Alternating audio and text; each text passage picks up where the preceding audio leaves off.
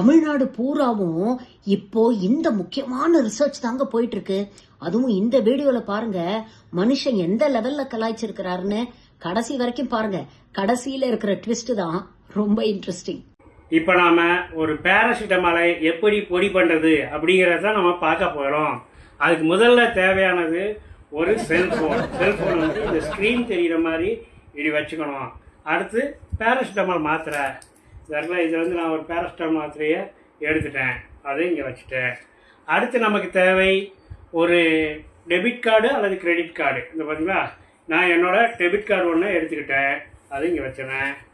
அடுத்து ஒரு 500 ரூபாய் நோட்டு.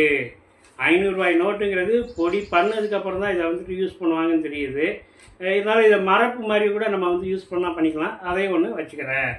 இப்போ வந்து நான் வந்து பேராசிட்டமால் மாத்திரை எடுத்துட்டேன், அதை வந்துட்டு இந்த செல்ஃபோன் மேலே அப்படி வச்சிடணும், ஸ்க்ரீன் மேலே வச்சுட்டு. இப்போது டெபிட் கார்டு இருக்கு இல்லையா, இதை வச்சுட்டு இப்போ நம்ம தட்டி தட்டி பார்க்குறேன், இது உடையாத மாதிரி இருக்கா. இப்போ நான் டெபிட் கார்டு வச்சு இப்போ தட்டுறேன், தட்ட உடைய மாட்டேங்குது. இருந்தாலும் ட்ரை பண்ணிக்கிட்டே இருக்கணும்னு நினைக்கிறேன். ட்ரை பண்ணால் உடையன்னு நினைக்கிறேன். பார்ப்போம், அப்படியே ட்ரை பண்ணிக்கிட்டே இருக்கிறேன். இப்போ பார்த்துன்னு வச்சுக்கிறேன், ஃபியூ மினிட்ஸ் லேட்டர். இப்போ பாருங்க, பொடி ஆயிடுச்சு.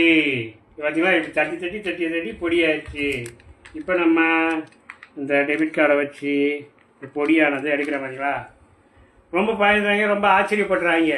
இது உண்மையிலே வந்துட்டு பேராசிட்டமால் பொடி கிடையாதுங்க, பால்ஸ் பவுடர் பொடி.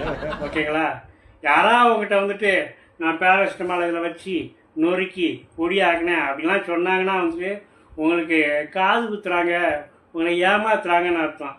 யார் சொன்னாலும் இதெல்லாம் ஏமாந்துறாங்க, அந்த மாதிரிலாம் எதுவுமே பண்ணிட முடியாது. ஓகேங்களா, இந்த விழிப்புணர்வை கொடுப்பதற்காகத்தான் இந்த வீடியோ. நன்றி. அடுத்த வீடியோவில் இன்னொரு விழிப்புணர்வு செய்தியை நான் உங்களுக்கு பகிர்ந்துக்கிறேன். பாய்.